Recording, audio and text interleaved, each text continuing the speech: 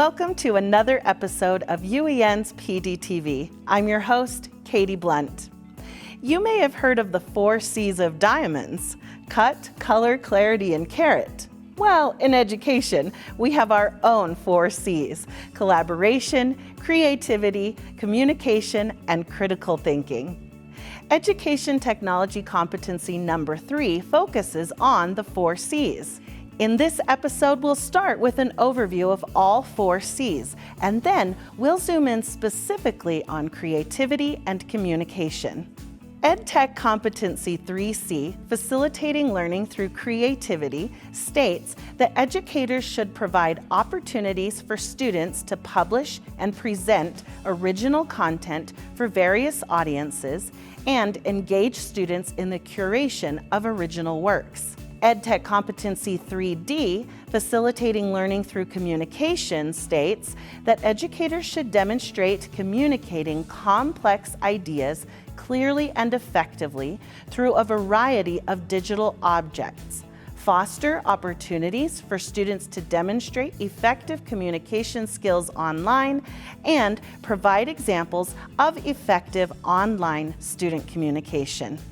Today we have traveled to Trailside Elementary in Park City, where kindergarten teacher Amanda Lawing uses the 4 C's to increase student engagement and learning. We're excited to be here in Amanda's classroom to see what her students are doing with the 4 C's. Amanda, thanks for joining us on PDTV. Thanks for having me, Katie. Now, I hear a lot of people say that you just can't use technology in lower elementary grades, especially kindergarten, but you seem to be proving everybody wrong. Well, I have to tell you, that was a big experiment and a big jump for me this year in kindergarten. I kind of had that mindset for a while as well, but I was like, heck, let's try it. So I've been trying to take classes and learn what I can do and bring it into what my students are able to do, and they've really risen to the challenge and done a great job working with all the experimental thing I've been trying with them this year. That's so exciting. So explain some of the projects you've been working on and how do they connect with the 4 C's? Okay, so our main driver of what we use in my kindergarten classroom is a program called Seesaw, and we use that for all kinds of learning. We do it for creative projects, we do it for response projects, and that's really where we started with the students in my classroom, is using Seesaw. So once they became comfortable with Seesaw, I was able to start bringing in some other projects. One of the biggest projects we did this year was, in concert with our technology teacher, my students programmed Bebot robots for our unit on animal habitats and animal needs. So each student, they put them in groups, so they had to collaborate together and they had to communicate about what was the best way to program this robot to get from the bottom of the puzzle map, collect all the animals' needs, and get back to their habitat. So that was a great thing to watch them do. Kindergartners are not known to have long attention spans, but that particular activity, my students were able to work for a solid hour. I was shocked. They worked for a solid hour because they were determined to work together and to be able to get the animal robot back to where it needed to be in its habitat. Another activity we did is we actually started using digital escape rooms in the classroom. And the students, after I talked to them, talked about how that was really hard for them. The escape rooms were probably the hardest activity for them to do because they really did have to work together and collaborate together, and they were all working on their own iPads at the time, but in a group. So they all wanted to complete their own locks and figure it out on their own, but I was like, no, you have to work it together. You have to work together.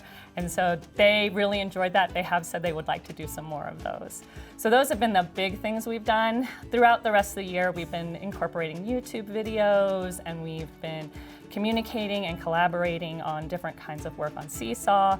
So those have been the big things that we've been using in this classroom. Oh, that is great. And so I was hearing you talk about critical thinking with the Bebots, definitely collaboration. There's some creativity there and trying to figure out how they can get through all of the different, puzzles and things. So definitely covering our 4 C's with that technology.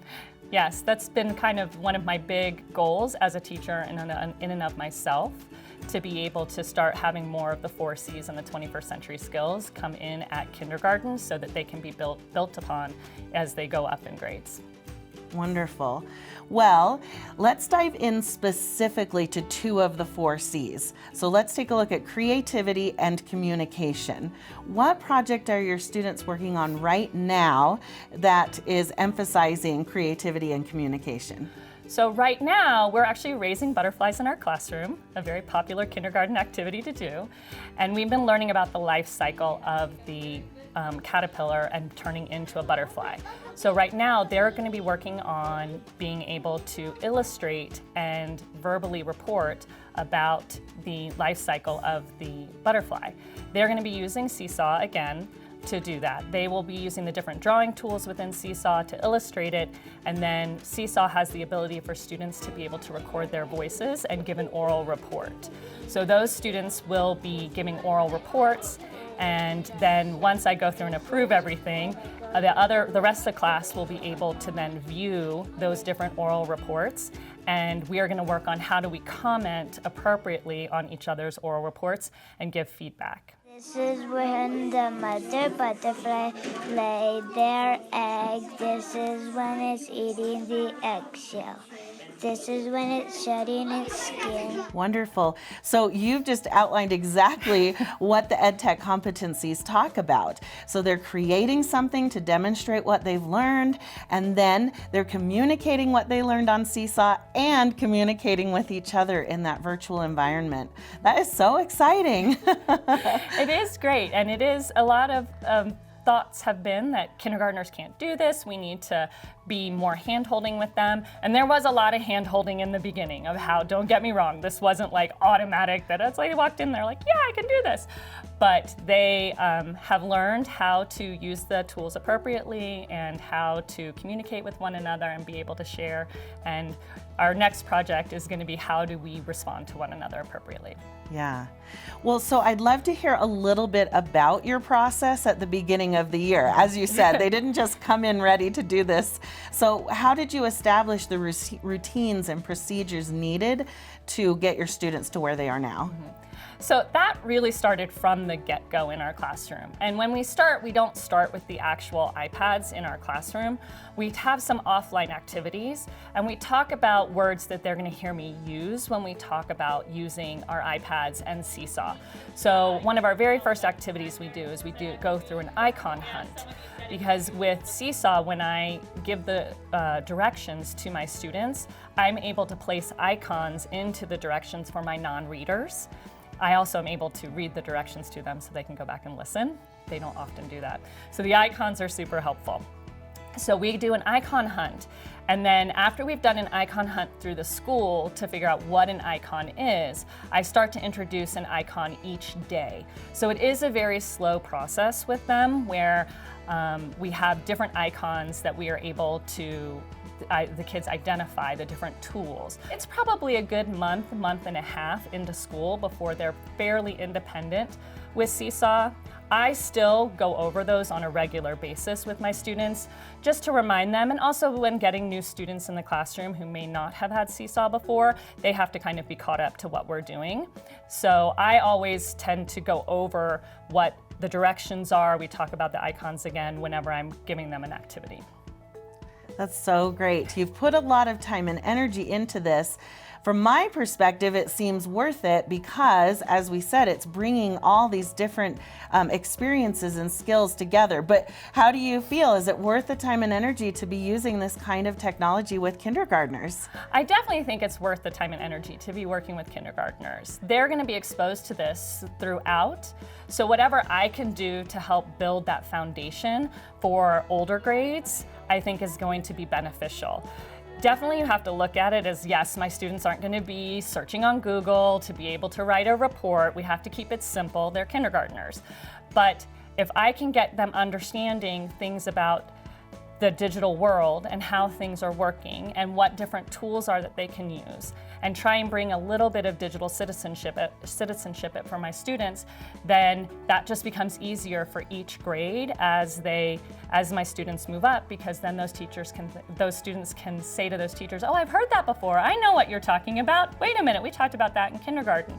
So I think it's part of just building the foundation, especially that's what we do at kindergarten, to help the upper grades. So it's been an exciting process, and it's been a process. Like, this didn't happen instantaneously, and I had to give up the fact that I needed to know everything about technology before I could have my kids do it.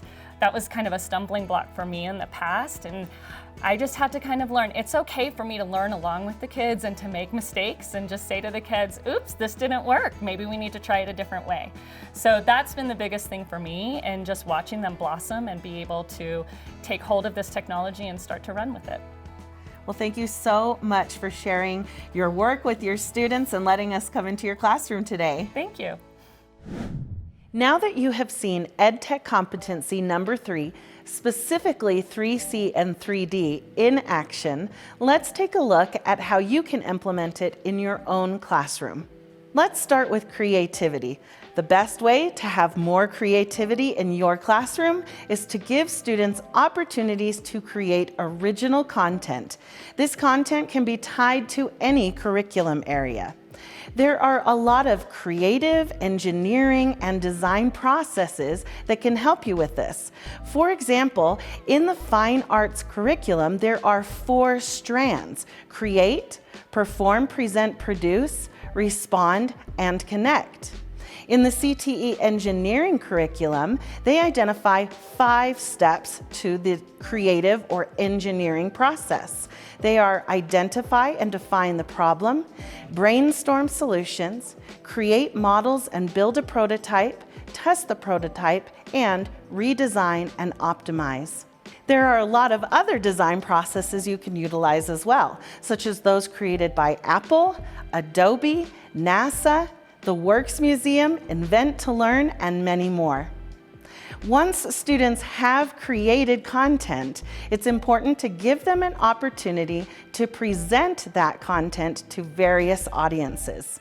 This can, of course, be done in person, but it can also be done in a variety of online environments. Tools like Canvas, Google Classroom, Flipgrid, Zoom, Seesaw, Class Dojo, YouTube, and many more can provide opportunities for students to share and present what they have created. Students can also create and contribute to digital publications like ebooks, blogs, websites, and online magazines and newsletters. We can also help students curate a collection of their own creations and help them build a digital portfolio. We can use tools like Google Sites, cloud services from Google and Microsoft and Apple. Adobe Creative Cloud Express even has a web page creation tool. Let's move on to communication.